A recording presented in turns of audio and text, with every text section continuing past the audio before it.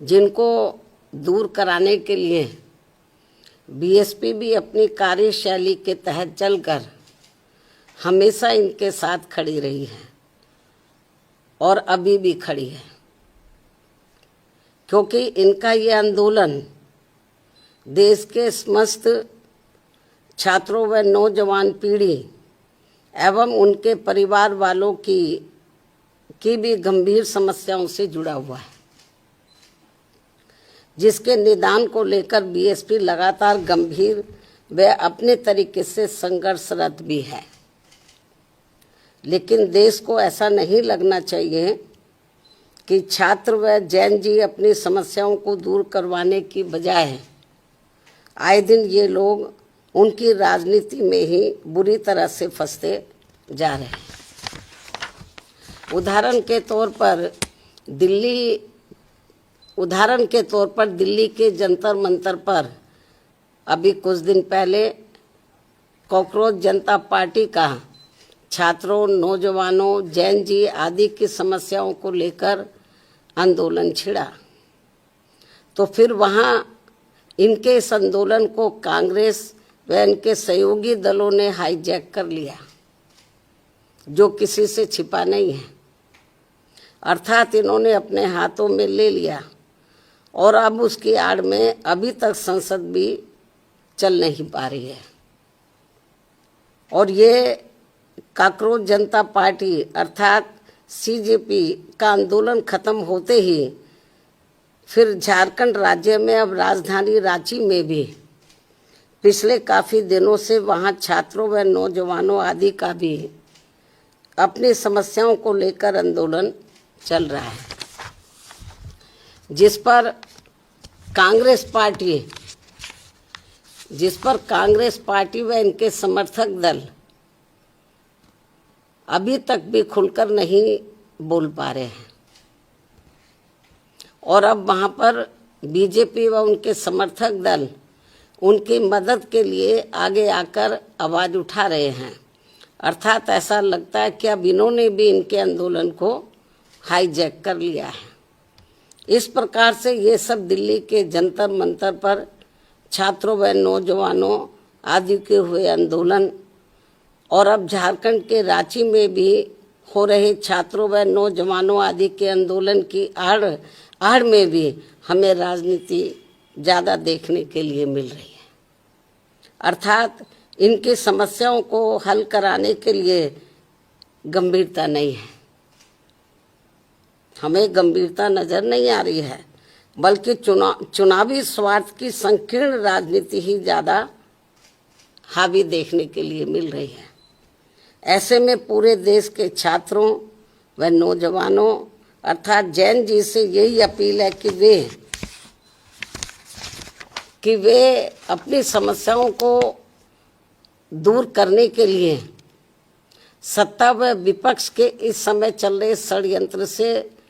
बिल्कुल दूर रहें और ये लोग अपनी समस्याओं से निपटने के लिए इनका सावधानी पूर्वक इस्तेमाल करें,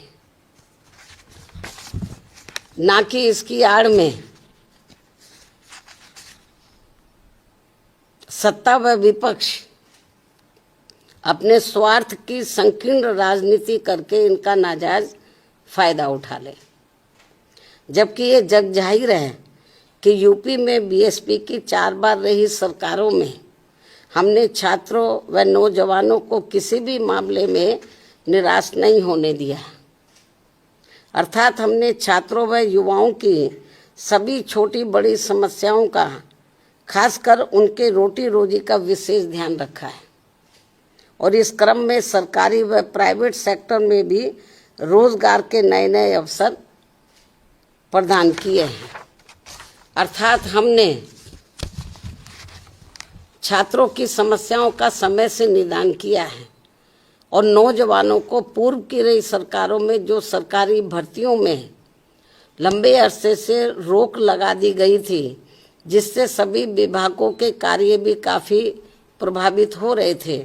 उसे भी ध्यान में रखकर व उसे हटाकर हमने यहाँ प्रदेश में लाखों लाखों लोगों को रोटी रोजी के साधन दिए हैं।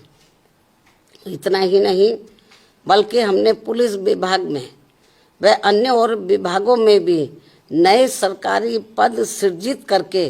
यहाँ लाखों लोगों को रोजगार दिए हैं। इस समय नौजवान एवं छात्र व छात्राएं भी अपनी पढ़ाई व ट्रेनिंग आदि पूरी करने के बाद यही सब चाहते हैं कि उन्हें रोटी रोजी के साधन मिले, जिससे इस समय पूरे देश में केंद्र व राज्यों की विभिन्न पार्टियों की चल रही सरकारें ये सब उन्हें उपलब्ध नहीं करा पा रही हैं, जिसकी वजह से इनमें जबरदस्त रोष व्याप्त है। इसके साथ साथ अब तो इन्होंने हर स्तर पर पब्लिक सेक्टर को भी काफ़ी कमज़ोर करके प्राइवेट सेक्टर को ही बढ़ावा दे दिया है और ये क्रम पूरे देश में अभी भी काफ़ी तेज़ी से जारी है, जिससे देश के बड़े बड़े पूंजीपति व धन्ना सेठ आए दिन और मजबूत होते जा रहे हैं और सर्व समाज में से गरीब एवं बेरोजगार लोग आए दिन और भी अधिक पिछड़ते जा रहे हैं।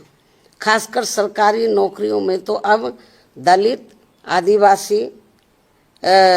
व अन्य पिछड़े वर्गों का आरक्षण ना के बराबर ही रह गया है, जिसे भी आरएसएस के लोग अब निष्प्रभावी बनाने में लगे हैं। हालांकि हमारी पार्टी प्राइवेट सेक्टर के भी कोई विरोध नहीं है, लेकिन वहाँ इन वर्गों को सरकारी स्तर पर सरकारी नौकरियों में मिल रहे आरक्षण की तरह ही इन्हें भी यहाँ ये आरक्षण मिलना चाहिए, जिसकी व्यवस्था यहाँ नहीं है। जबकि बीएसपी की सरकार ने सरकारी सहयोग से स्थापित उद्योगों में भी आरक्षण देने की व्यवस्था लागू की थी। इस प्रकार से इन वर्गों को सत्ता व विपक्ष की अंदरूनी मिलीभगत से यहाँ फिर से गुलाम व लाचार बनाने की साजिश चल रही है, जिससे बचने के लिए अभी से इन वर्गों को उत्तर प्रदेश सहित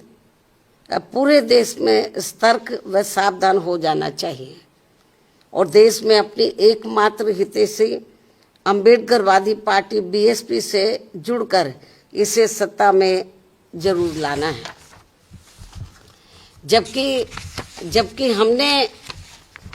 यहाँ यूपी में बीएसपी के सत्ता में आने के बाद सर्व समाज के किसी भी वर्ग के साथ कोई भी भेदभाव व पक्षपात आदि नहीं किया है, बल्कि सभी वर्गों का हर मामले में व विभिन्न क्षेत्रों में कार्यरत सभी वर्गों के लोगों का भी हर स्तर पर यानी कि राजनीतिक, आर्थिक व सामाजिक तौर पर पूरा ध्यान रखा है। अर्थात हमने बीजेपी व कांग्रेस पार्टी एंड कंपनी के लोगों की तरह